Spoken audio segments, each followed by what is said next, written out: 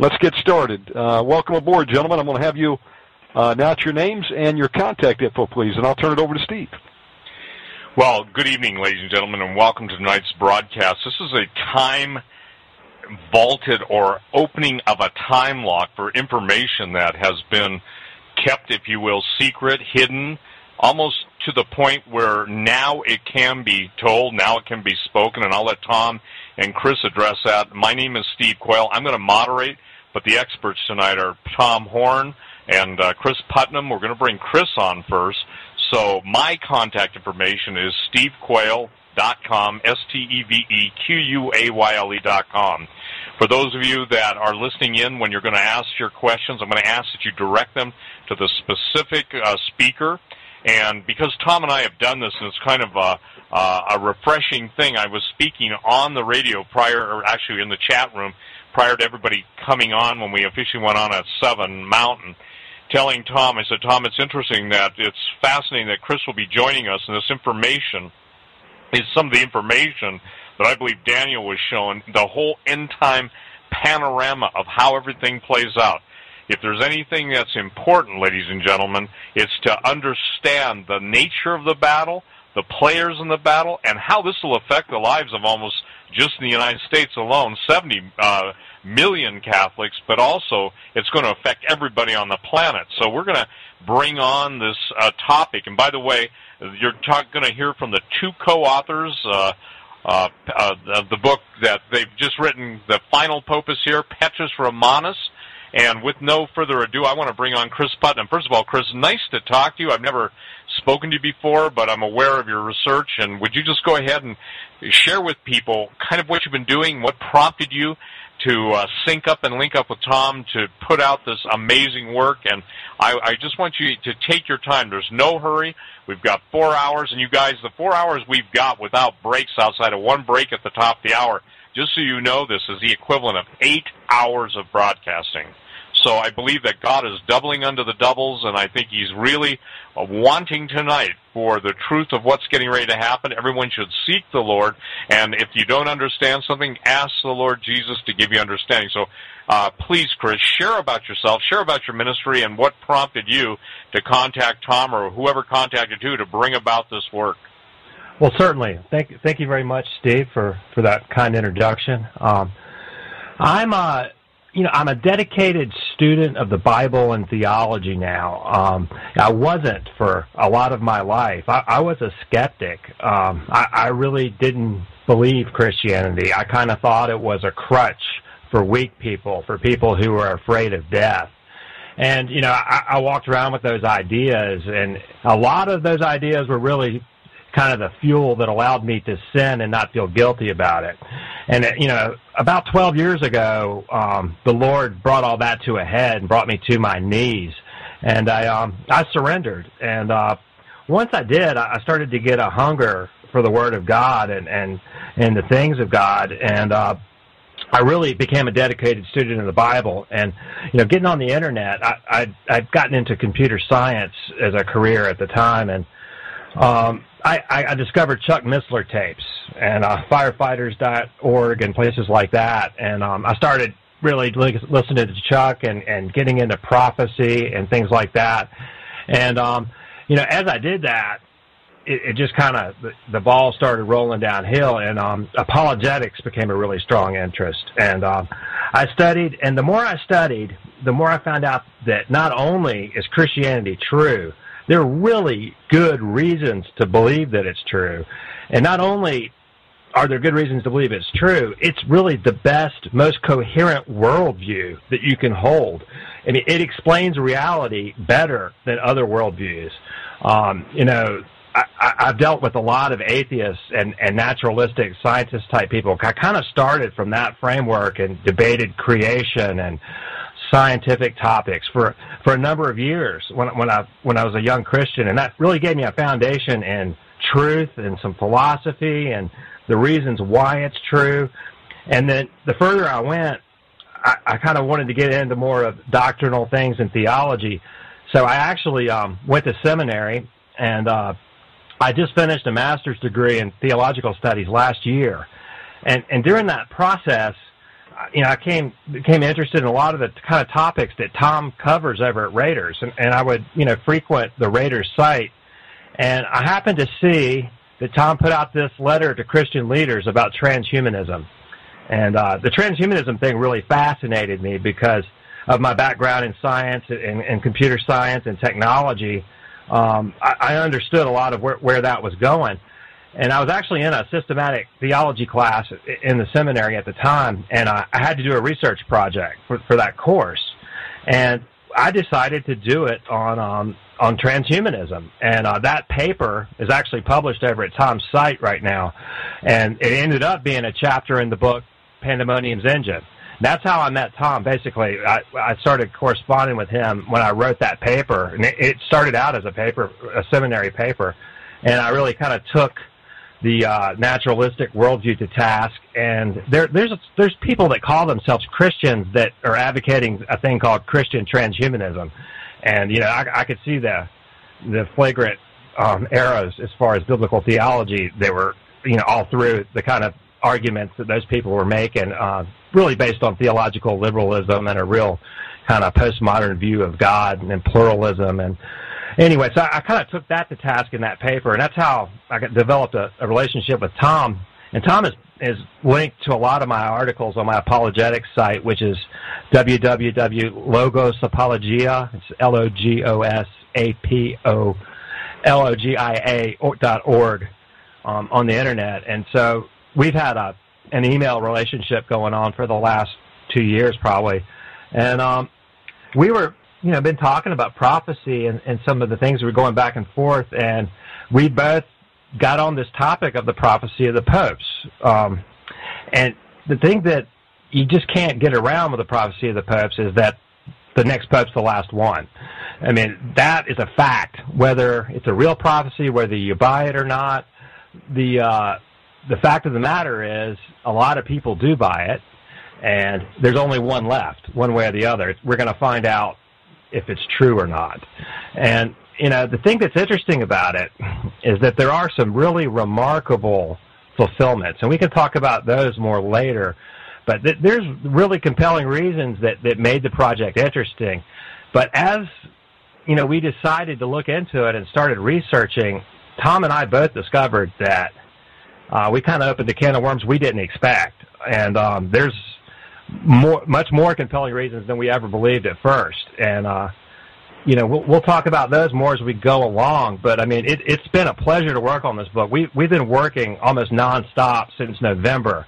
It was really written pretty quickly, but, I mean, I've been working 14, 16-hour days all throughout Christmas this whole time to get this book done, because some of the information that we've uncovered, and I'm going to post some on my website tonight for your listeners to see, is so time-sensitive that if we don't get this book out by April, no one's going to believe us. Because if it happens the way it's predicted, we need to get the book in print as soon as possible. Yeah. But I'm going to let Tom talk a little bit about what he's been doing with it, and we can talk more about those specifics and more about what I uncovered on the research of the prophecy as we go tonight. Chris, before you pass the torch, give out your website, please, and contact info. Okay, it's logosapologia.org. So www.logosapologia.org. Awesome. Tom, take it over. Yeah, hey, great to be on with all of you guys tonight. And Steve, great to be on with you again, too. And Chris, this is a wonderful opportunity, always, of course, a privilege to be on the radio with Steve Quayle and to discuss the various hot topic issues. I don't think we ever hit the bell as loudly as when we're on with Steve Quayle. I think most people know that. And I could add to that history, by the way, that Chris was telling you about. In fact, what's very interesting is that last year I had been feeling compelled, even waking up, dreaming about writing this book on Petrus Romanus. And if you've read my book, Apollyon Rising 2012, I only gave one paragraph in one chapter to just mention the fact that this was another one of those things that seemed dated to the year 2012, because at that time I wasn't convinced, that there was anything significant really to it.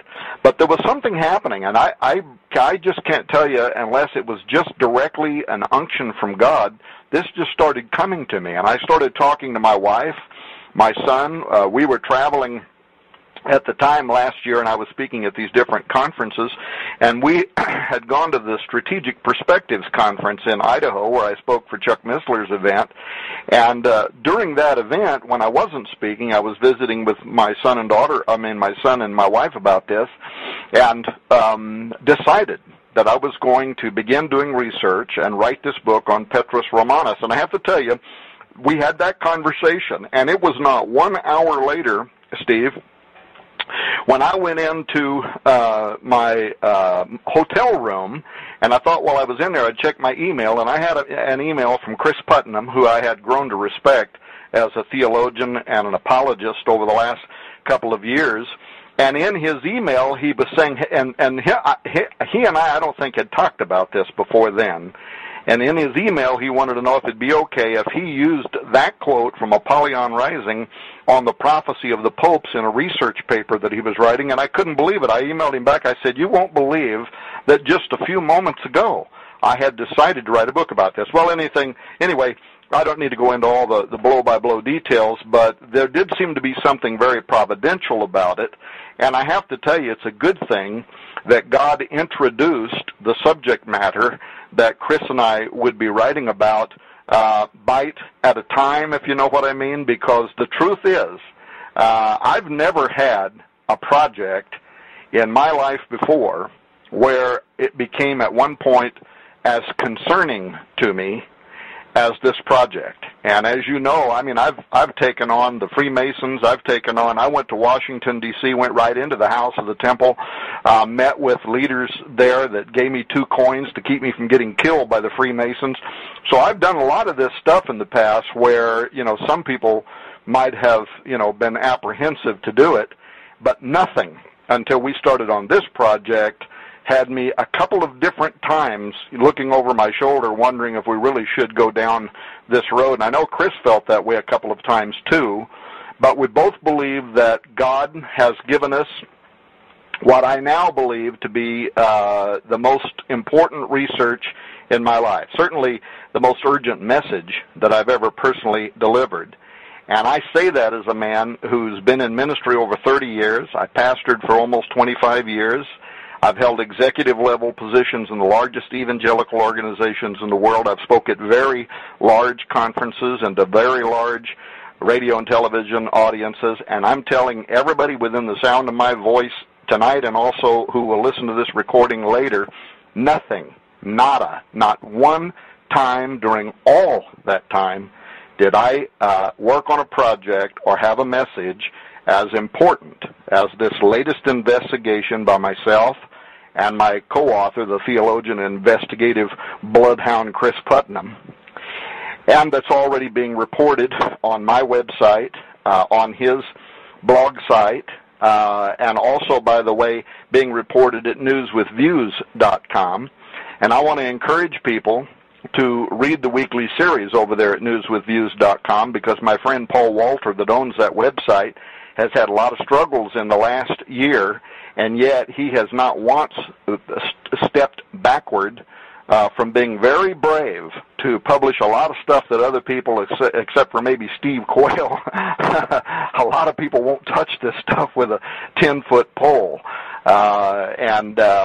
But anyway, bottom line, let's get to talking about this, because unless people have been buried under a rock around the world, people understand that we've entered 2012 aware now that something is going on at the Vatican. There is a power struggle, and it is boiling to the surface between factions over there inside the Roman Curia, the College of Cardinals. It involves the current Pope, Pope Benedict XVI. It involves his Secretary of State, Cardinal Tarcisio Bertoni.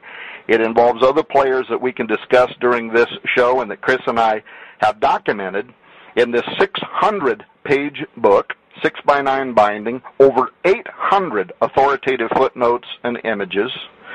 And we titled it Petrus Romanus, the Final Pope is Here, because, as Chris said, we have, according to an ancient Catholic prophecy, which seems to be unfolding right on schedule, we have reached a moment when the final pope, more commonly understood by both Catholic prophets and evangelicals as the false prophet of end times biblical fame that gives rise to the Antichrist, he's here.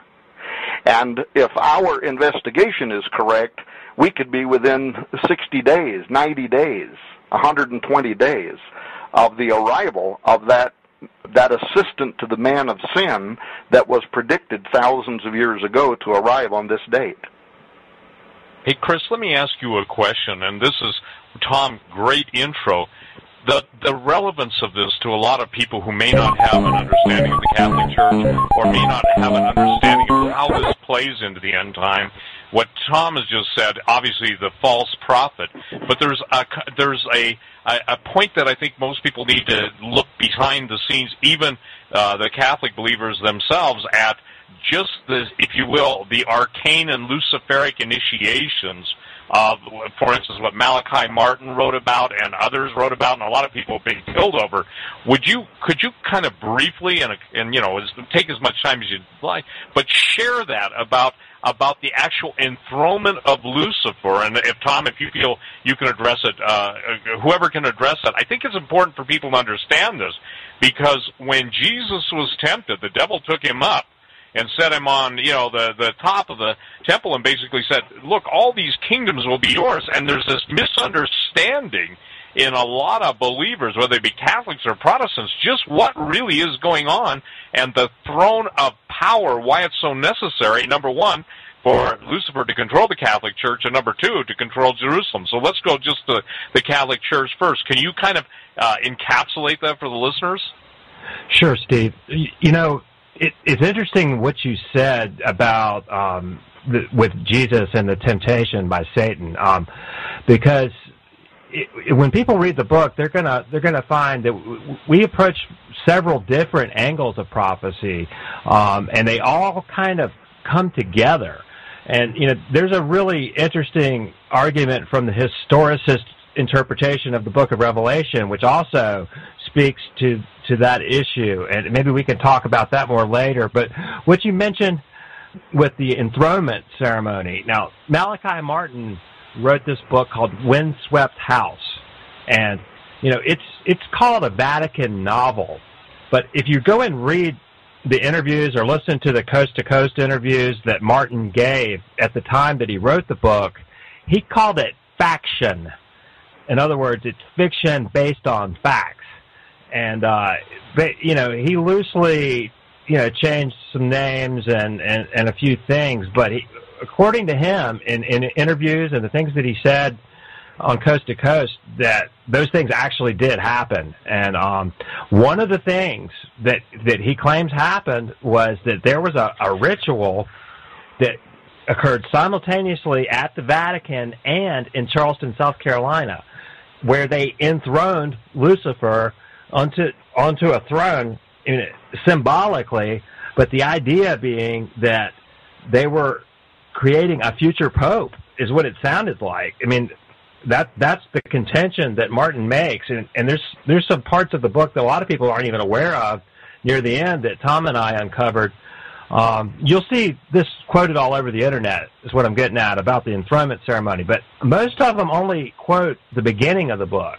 Like the whole first chapter of the book goes into the details of it, but at the close of the book, Martin actually does a little recap of it and actually says the purpose of this ritual, which is really a really nasty kind of sex magic sort of thing that I don't even really want to describe in detail, but it involved pedophilia and other things in South Carolina. And I think the idea with this occult ceremony was that they were tied in over a phone line, and these guys acted this ritual out in South Carolina, while simultaneously this group called the Roman Phalanx was in the Vatican, and supposedly there's a magical connection that they have. Now, I don't really understand a lot about that kind of occultism, but I believe that they believe it, and there's something going on there.